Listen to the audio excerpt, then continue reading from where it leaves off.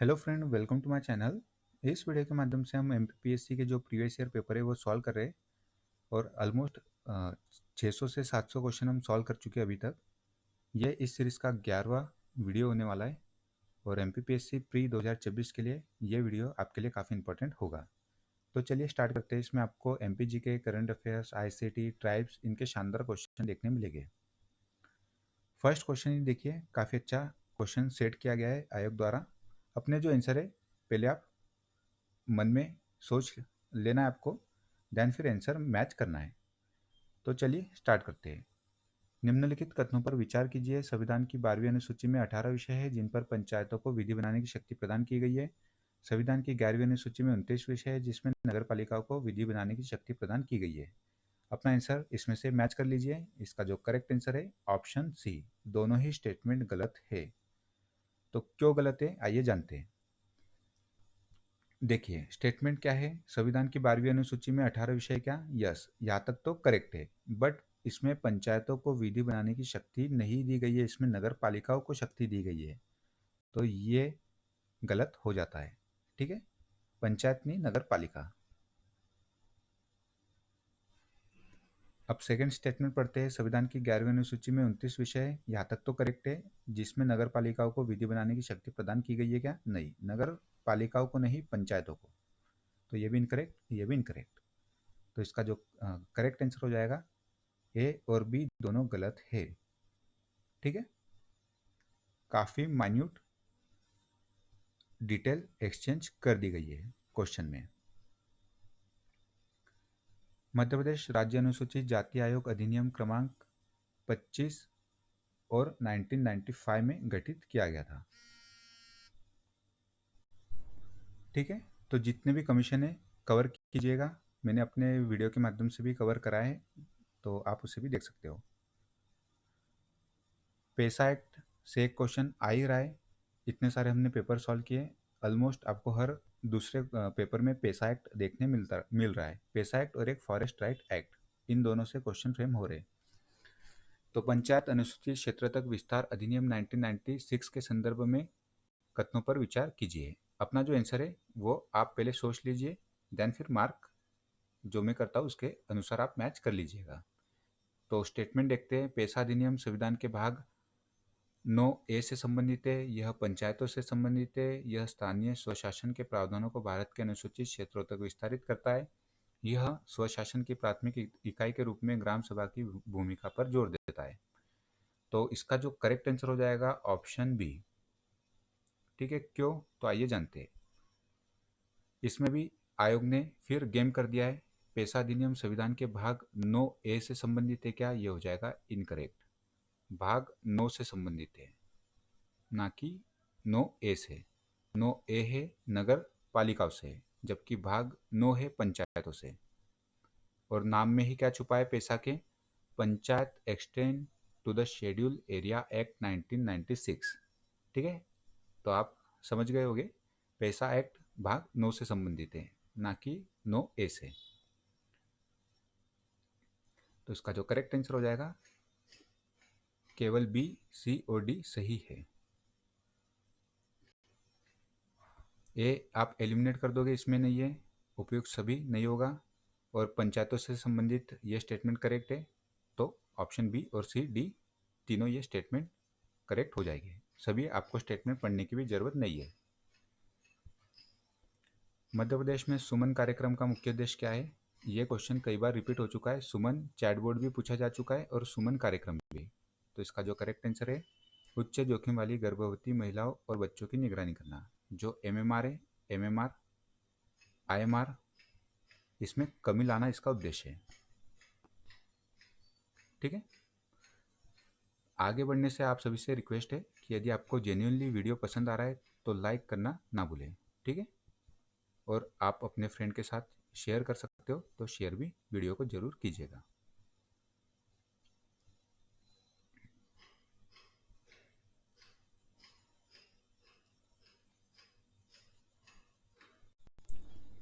यह क्वेश्चन भी काफ़ी शानदार तरीके से फ्रेम किया गया है।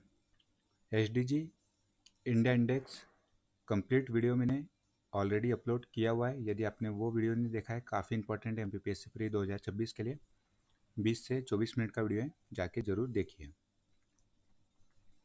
उसमें हमने इस प्रकार से चर्चा की थी और ये क्वेश्चन मैंने वहाँ भी आपको सॉल्व कराया था PYQ के रूप में। निम्नलिखित में से कौन सा SDG लक्ष्य में Madhya Pradesh SDG India index 4 के अनुसार फ्रंट रनर श्रेणी में नहीं है?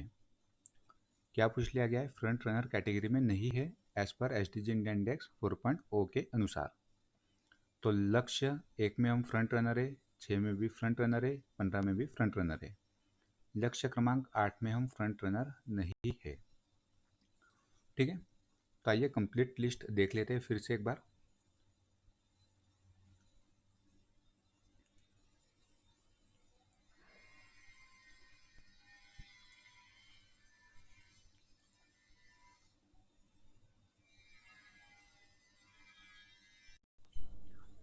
तो देखिए, मध्य प्रदेश गोल क्रमांक 2, 4, 5, 9 इसमें एस्पिरेंट है, ध्यान रखिएगा। 2, 4, 5, 9 में एस्पिरेंट है, 2, 4, 5, 9 में एस्पिरेंट है, 2, 4, 5, 9 में एस्पिरेंट है, 2, 4, 5, 9 में एस्पिरेंट है। परफॉर्मर है 3, 8, 3, 8, 10, 13। ठीक है, 3, 8, 10, 13 येलो कलर से मैंने मार्क कर दिया। इसमें मध्य प्रदेश है परफॉर्मर और बाकी जो भी गोल है उसमें फ्रंट रनर।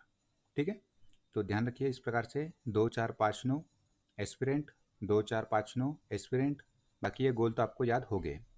2, 4, 5, 9 एस्पिरेंट, 3, 8, 10, 13, 3, 8, 10, 13 परफॉर्मर और बाकी में फ्रंट रनर।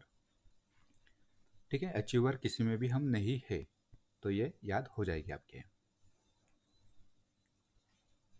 नेक्स्ट क्वेश्चन देखते हैं। ये पेपर है सितंबर 2025 का और डेटा पूछा जा रहा है करंट अफेयर्स का इसमें 2021 का। ठीक है, तो ओल्ड करंट अफेयर्स भी पूछा जा सकता है। मध्य प्रदेश के राज्यपाल श्री मंगूभाई पटेल ने कब अपना कार्यभार ग्रहण किया था और उन्हें प्रदेश के मुख्य न्यायाधीश किसने शपथ दिलाई थी, ये क्वेश्चन में पूछा जा रहा है। तो इसका जो करेक्ट आंसर है 8 जुलाई 2021 श्री मोहम्मद रफीक। ठीक है, उस समय के मध्य प्रदेश के मुख्य न्यायाधीश थे। प्रेजेंट में मध्य प्रदेश के मुख्य न्यायाधीश कमेंट बॉक्स में बताइएगा। मध्य प्रदेश राज्य सचिवालय वल्लभ भवन की आधारशिला किसके द्वारा और कब रखी गई थी? तो मध्य प्रदेश राज्य सचिवालय वल्लभ भवन की जो आधारशिला वो रखी थी नेहरू जी द्वारा 1958 में। केवल आपको नाम पता होता, वर्ष नहीं भी पता होता तो आंसर तक आप पहुंच जाते। ये देखिए फिर कितना अच्छा क्वेश्चन फ्रेम किया है आयोग द्वारा। ठीक है, तो वर्ष 2023-24 में राष्ट्रीय औसत की तुलना में मध्य प्रदेश की प्रति व्यक्ति आय कितने प्रतिशत थी चालू कीमतों पर?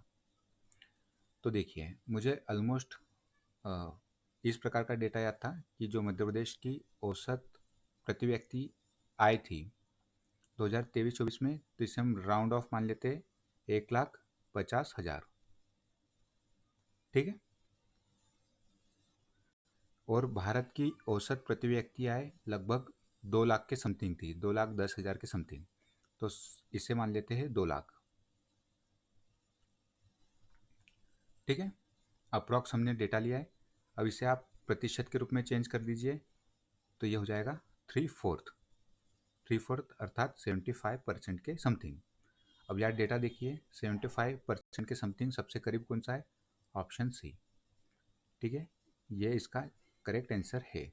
जब मैं सॉल्व कर रहा था तो मैंने पहले ये कैलकुलेशन की अपने दिमाग में, क्योंकि मुझे प्रति व्यक्ति आय मध्य प्रदेश की पता थी और अप्रॉक्स इंडिया की पता थी। ठीक है, तो लगभग 75% और उसके करीब देख लेना है हमें, तो 77.4% ऑफिशियल आंसर भी यही है। ठीक है, तो कुछ डेटा पेपर में आप वहाँ भी निकाल सकते हो।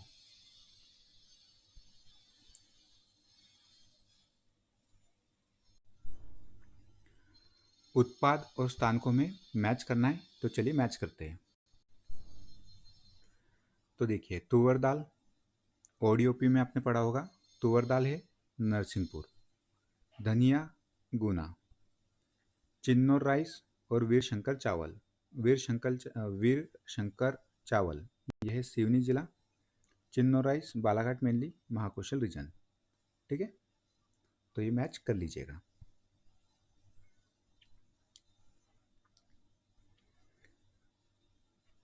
ये क्वेश्चन देखिए, औद्योगिक संवर्धन नीति। जब मैं पेपर सॉल्व करा रहा था तो एक क्वेश्चन हमने वहाँ देखा था कि औद्योगिक संवर्धन नीति के तहत मध्य प्रदेश की जो जीडीपी है उसको दोगुना करने का लक्ष्य रखा गया था। कितने जॉब क्रिएट करने का लक्ष्य रखा गया था, ये क्वेश्चन मैंने पूछा था और एक मैम ने उसका आंसर दिया था। तो ये क्वेश्चन यहाँ आपको देखने मिल रहा है। इसका जो करेक्ट आंसर हो जाएगा, औद्योगिक प्रोत्साहन नीति 2025 के अनुसार 2030 तक कितने नए रोजगार सृजित करने का लक्ष्य रखा गया है? 2 मिलियन, अर्थात 20 लाख। तो कमेंट बॉक्स में जिसने भी आंसर दिया था उन्हें धन्यवाद। ठीक है, आप भी जो क्वेश्चन मैं पूछ रहा हूँ उसके आंसर कमेंट बॉक्स में आप जरूर दीजिएगा।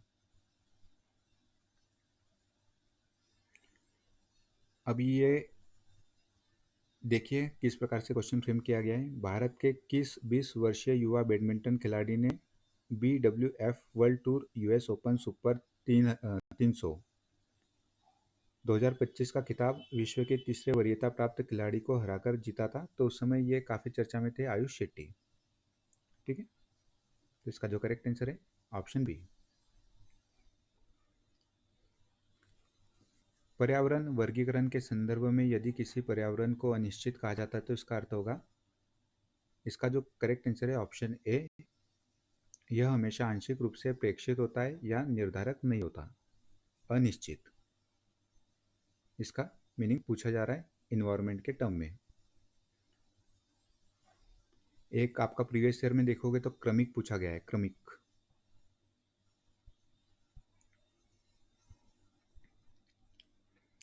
वर्ल्ड वाइड वेब की खोज किसने की और इसकी डेट भी आप बताइएगा कमेंट बॉक्स में। डेट PYQ हो चुकी है।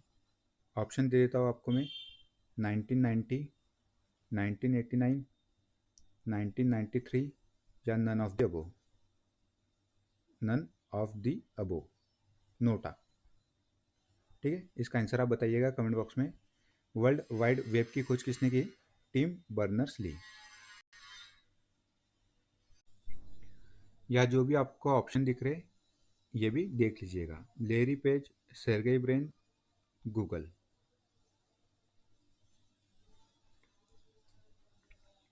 गादली नृत्य की जनजाति का लोक नृत्य है, ये मल्टीपल टाइम क्वेश्चन रिपीट हुआ है।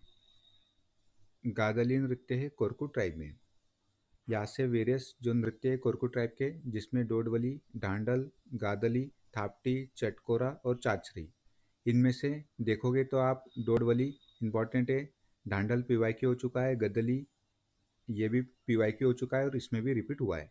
गदली नृत्य या गादली नृत्य। थापटी, चटकोरा और चाचरी, ये चटकोरा भी PYQ हो चुका है।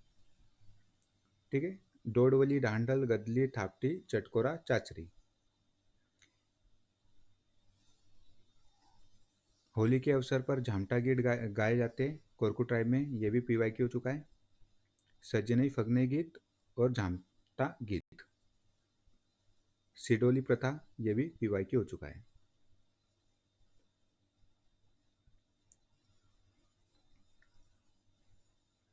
मझगवा डॉक शिपयार्ड लिमिटेड द्वारा निर्मित कौन सा स्टेल्थ फ्रिगेट जहाज भारतीय नौसेना को दिनांक 1 जुलाई 2025 को सौंपा गया? INS उदयगिरी।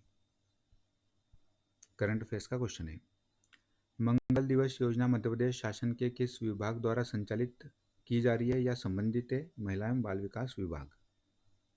ठीक है, इसमें स्वास्थ्य विभाग मत लगा दीजिएगा, नेगेटिव मार्किंग है, ध्यान रखिएगा पेपर में।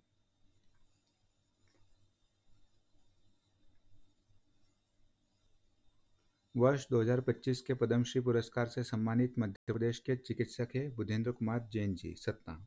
2026 के पद्मश्री अवार्डी मध्य प्रदेश के, very important for the upcoming examination, भगवान दास रैकवाड़ जी।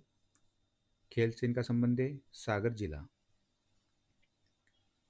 मोहन नागर जी, सोशल वर्क, बैतूल से इनका संबंध है। कैलाश चंद्र पंत, साहित्य एवं शिक्षा, इंदौर। Doctor Narayan Vyas, archaeology, Ujjain. ठीक है, most important data. Star mark कर लीजिए। एक क्वेश्चन आपको MPPSC प्री में जरूर यहाँ से मिलेगा। भगवान दास गायकवाड़, मोहन नागर, कैलाश चंद्र पंत, डॉक्टर नारायण व्यास। इनका संबंध है भगवान दास गायकवाड़ जी का खेल से, मोहन नागर सामाजिक कार्य, कैलाश चंद्र पंत साहित्य एवं शिक्षा, डॉक्टर नारायण व्यास आर्कियोलॉजी। जिले किस जिले से संबंधित है ये भी पूछा जा सकता है। तो भगवान दास गायकवाड़ सागर, मोहन नागर जी बैतूल, कैलाश चंद्र पंत इंदौर, डॉक्टर नारायण व्यास उज्जैन।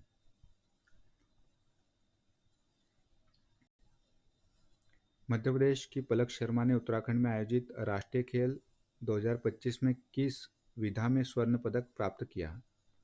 तो जो नेशनल स्पोर्ट हुए है 38वें क्रम के उत्तराखंड में, इम्पोर्टेंट है आने वाली एग्जाम के लिए। इसमें मध्य प्रदेश 4th रैंक पे रहा है। फर्स्ट पे सर्विसेज। पलक शर्मा का संबंध है 1 मीटर स्प्रिंग बोर्ड गोताखोरी से। ICT का क्वेश्चन, एक सामान्य वेब सर्च इंजन में ऑपरेशन का सही क्रम होता है क्रॉलिंग, इंडेक्सिंग, सर्चिंग। ये रिपीट हो चुका है क्वेश्चन।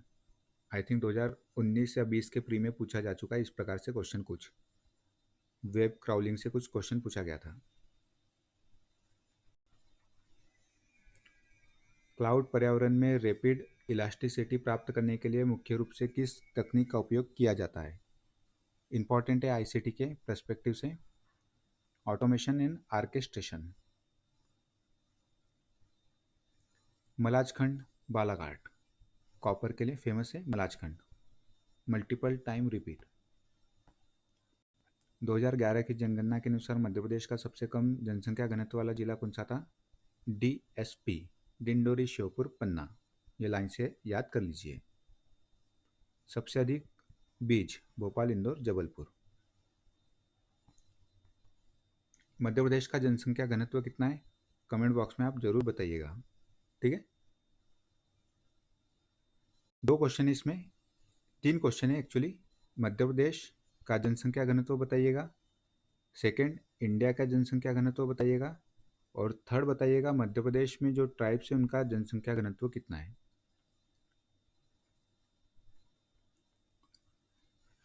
मध्य प्रदेश की कौन सी नदी कैमूर श्रेणी में स्थित तमसा कुंड नामक जलाशय से निकलती है? तमसा। टोंस का अन्य नाम क्या है? तमसा। और तमसा कुंड से कौन निकलेगी? टोंस रिवर। कैमूर श्रेणी। मध्य प्रदेश के चंबल क्षेत्र में मृदा अपरदन का मुख्य कारण है अवनालिका अपरदन। अवनालिका अपरदन बाय रिवर। ठीक है,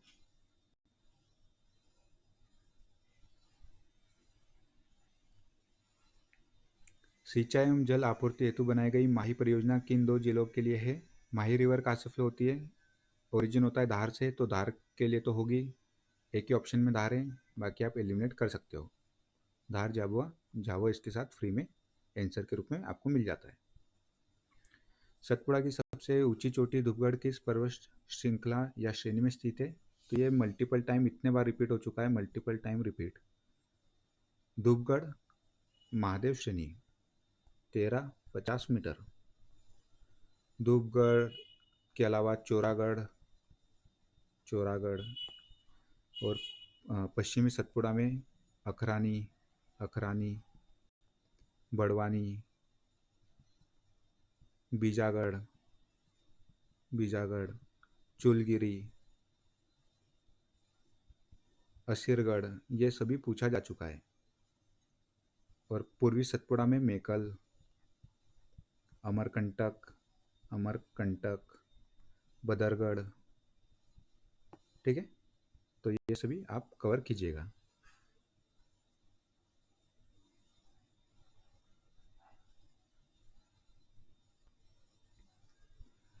ताप्ती नदी का उद्गम कौन से जिले से होता है? तो इजी कैटेगरी का क्वेश्चन है, बैतूल के मुल्ताई से। 724 किलोमीटर टोटल लेंथ। एक क्वेश्चन आपसे पूछ रहा हूँ, कमेंट बॉक्स में बताइएगा। ताप्ती नदी पर नेशनल वाटरवे कौन सा है? ठीक है, ताप्ती के अलावा नर्मदा भी बताइएगा। नर्मदा नदी पर, चलिए इसका आंसर मैं बता देता हूँ। नर्मदा पे है 73rd national waterway.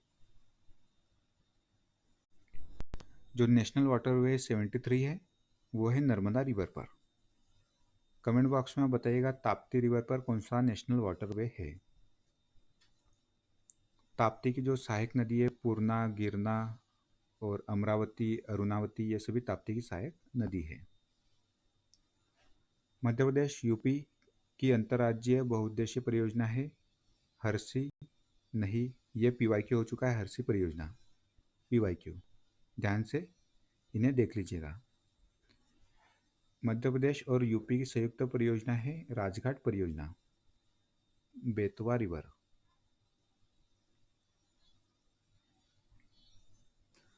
Amarkantak thermal power plant किस जिले में लोकेटेड है? यह आयोग द्वारा डिलीट कर दिया गया था। करेक्ट आंसर हो जाएगा Anuppur, Amarkantak, Chachai. Multiple time repeat. किस कोल क्षेत्र से कोयला प्राप्त होता है? सुहागपुर। ठीक है। किस रिवर से वाटर सप्लाई होता है? कमेंट बॉक्स में बताइएगा। मध्य प्रदेश का प्रमुख बॉक्साइट उत्पादक जिला है सतना, रीवा, शहडोल, छिंदवाड़ा। तो करेक्ट आंसर हो जाएगा छिंदवाड़ा जिला। एक मिनट रुकिए, इसमें छिंदवाड़ा लगा दिया मैंने। इसका जो करेक्ट आंसर होगा शहडोल है। ठीक है, शहडोल भी ऑप्शन में, इसमें शहडोल, अनूपपुर ये मेनली बॉक्साइट उत्पादक जिले। या शहडोल ऑप्शन में नहीं रहता तो हम छिंदवाड़ा के साथ जाते।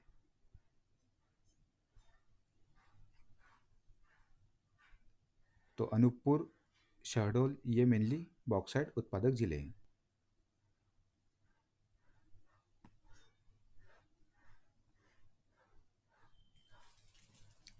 जनजातीय क्रांतिकारी स्वर्गीय श्री भभूत सिंह की जागीरदारी मध्य प्रदेश के किस जिले में थी? नर्मदापुरम, बैतूल, छिंदवाड़ा, मंडला। तो इसका जो करेक्ट आंसर हो जाएगा नर्मदापुरम। ठीक है।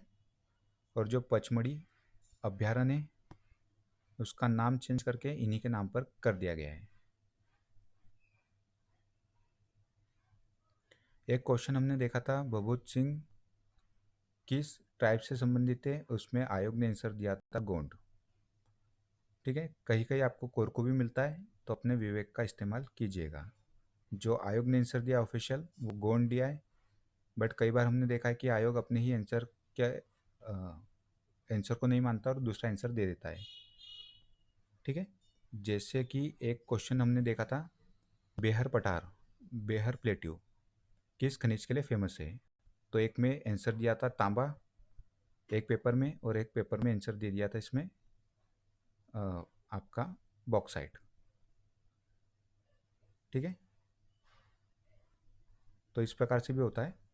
एक बार फिर आप चेक कर लीजिएगा भभूत सिंह इनका संबंध किस टाइप से है। काफ़ी ज़्यादा चर्चा में रहे, 1857 की क्रांति से इनका संबंध है।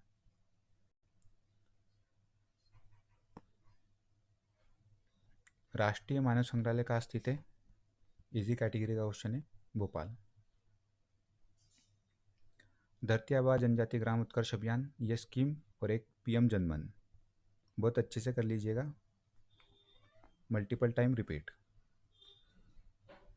तो धरती आबा जनजाति ग्राम उत्कर्ष अभियान के अंतर्गत चयनित ग्राम की अनुसूचित जनजाति आबादी कितनी होनी चाहिए? कम से कम 50%। धरती आबा जनजाति ग्राम उत्कर्ष अभियान 2 अक्टूबर 2024 में स्कीम लॉन्च की गई थी। फॉरेस्ट राइट एक्ट ये आपने देख लिया कितने बार रिपीट हो रहा है ये क्वेश्चन। फॉरेस्ट राइट एक्ट और एक पैसा, मल्टीपल टाइम रिपीट। वन अधिकार अधिनियम 2006 मध्य प्रदेश में कब लागू हुआ था? 1 जनवरी 2008 में।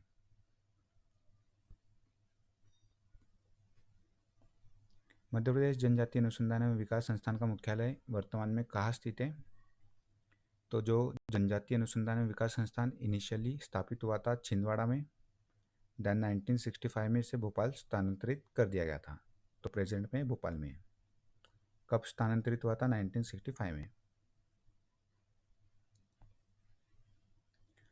जनजातीय बोली एवं हिंदी माध्यम से प्रसारित वन्या सामुदायिक रेडियो केंद्र का संचालन निम्नलिखित में से किस स्थान से नहीं किया जा रहा है? इंपॉर्टेंट है, जितने भी जिले हैं सभी पता होने चाहिए कहाँ से जो वन्या रेडियो केंद्र का संचालन हो रहा है। कहाँ से नहीं हो रहा है, तो इसका जो करेक्ट आंसर हो जाएगा बिहार। ठीक है, हम इसी की चर्चा कर रहे थे, आई थिंक बिहार पठार की ना, तो वही बिहार इसका आंसर नहीं है। कहाँ से संचालित हो रहा है, तो आइए जान लेते हैं। तो ये कंप्लीट लिस्ट है, यहाँ से आप देख सकते हो। एक मिनट रुकिए। सामुदायिक रेडियो केंद्र का संचालन मध्य प्रदेश में कहाँ से हो रहा है? सहरिया सामुदायिक रेडियो केंद्र, श्योपुर, बहारिया, छिंदवाड़ा, बेगा, डिंडोरी बालाघाट, भील, धार, गुना, अलीराजपुर, झाबुआ।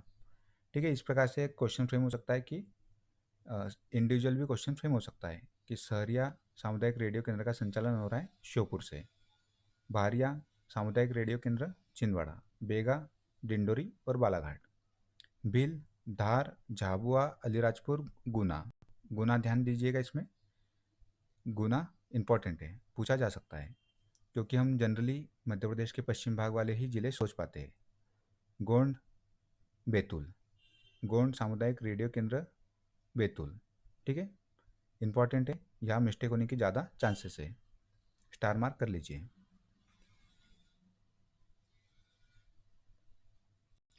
गोंड आते ही हम छिंदवाड़ा, बालाघाट और जो डिंडोरी, मंडला, इस प्रकार के ज़िले सोचेंगे। मेनली सबसे ज़्यादा हम सोचेंगे छिंदवाड़ा, पर गोंड सामुदायिक रेडियो केंद्र है बैतूल में। और कोरकू आते ही हम बैतूल सोचेंगे, बट कोरकू सामुदायिक रेडियो केंद्र है खालवा, खंडवा में। और टंटिया मामा सामुदायिक रेडियो केंद्र है झाबुआ में। ठीक है, खंडवा इसमें मत लगा दीजिएगा, या काफ़ी कंफ्यूजिंग पॉइंट हो सकते हैं, ध्यान से इसे देख लीजिए। टंटिया मामा सामुदायिक रेडियो केंद्र यदि खंडवा ऑप्शन में दे दिया जाता है तो ऑलमोस्ट सब खंडवा लगा देंगे। ध्यान रखिए, झाबुआ में है, झाबुआ के गढ़वाड़ा में टंटिया मामा सामुदायिक रेडियो केंद्र। गोंड सामुदायिक रेडियो केंद्र छिंदवाड़ा मत लगा दीजिएगा, बैतूल में। और कोरकू सामुदायिक रेडियो केंद्र बैतूल मत लगा दीजिएगा, ये खंडवा में। ठीक है, काफ़ी ज़्यादा कंफ्यूजिंग है, अच्छे से देख लीजिए। यहाँ आपको एक ऑप्शन में देखिए खालवा भी देखने मिल रहा है, ये खालवा है ना, तो यहाँ पे कौन सा है, ये देख सकते हो, कोरकू सामुदायिक रेडियो केंद्र। ये मेघनगर दिख रहा है आपको, ये अलीराजपुर दिख रहा है। ठीक है, कोल जनजाति का निवास मुख्यतः मध्य प्रदेश के किस अंचल में है? बघेलखंड रीजन, रीवा, सतना, ये वाला जो रीजन है आपका बघेलखंड रीजन, सिंगरौली, सीधी। अनुसूचित जाति अनुसूचित जनजाति अत्याचार निवारण नियम 1995 के नियम 16 के अनुसार राज्य स्तरीय सतर्कता और निगरानी समिति की अध्यक्षता किसके द्वारा की जाती है? स्टार क्वेश्चन, सीएम के द्वारा। रिपीट होने के चांसेस है इस क्वेश्चन के। वर्ष 2025 में किस जनजातीय पर्व उत्सव को मध्य प्रदेश शासन द्वारा राजकीय पर्व के रूप में घोषित किया गया था? मार्च 2025 में, भगोरिया फेस्टिवल, भील ट्राइब।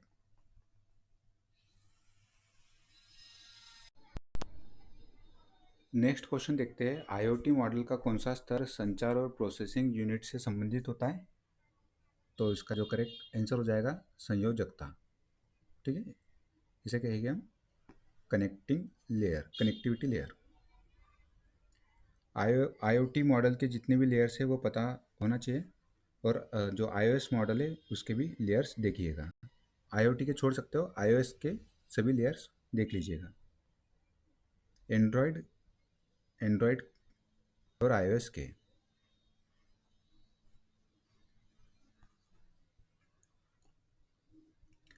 प्रसिद्ध गोंड दुर्ग देवगढ़ किस जिले में स्थित है? ये लोकेटेड है छिंदवाड़ा जिले में। असीरगढ़ फोर्ट का है, असीरगढ़, कमेंट बॉक्स में बताइएगा।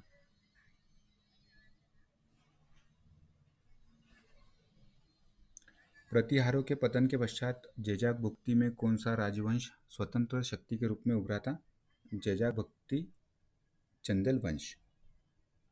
ठीक है, जेजाक भुक्ति वंश भी कहते हैं चंदेल वंश को। खजुराहो के जो टेम्पल आर्किटेक्चर है वो देख लीजिएगा, एक क्वेश्चन आने की संभावना है। कंदरिया महादेव मंदिर किसने बनवाया? और जो वीरेश चतुर्भुज मंदिर है वहाँ, और वीरेश जैन टेम्पल है, उनका निर्माण किस राजा ने कराया? इंपॉर्टेंट है, वहाँ से क्वेश्चन पूछा जाता है। एक पूछ लिया गया था मतंगेश्वर टेम्पल, मतंगेश्वर। ठीक है, ये पीवाईक्यू हो चुका है। 1980 में जनजातीय कल्याण विभाग द्वारा वन्या प्रकाशन की स्थापना की गई थी।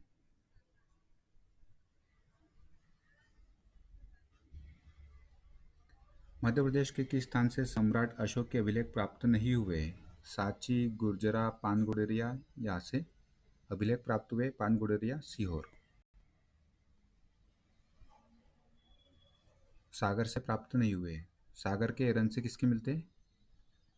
भानुगुप्त, समुद्रगुप्त। निम्नलिखित में से कौन सा युग्म सुमेलित नहीं है? ठीक है, नहीं पूछा गया, ध्यान दीजिएगा। तो इसमें जो करेक्ट आंसर हो जाएगा ऑप्शन डी।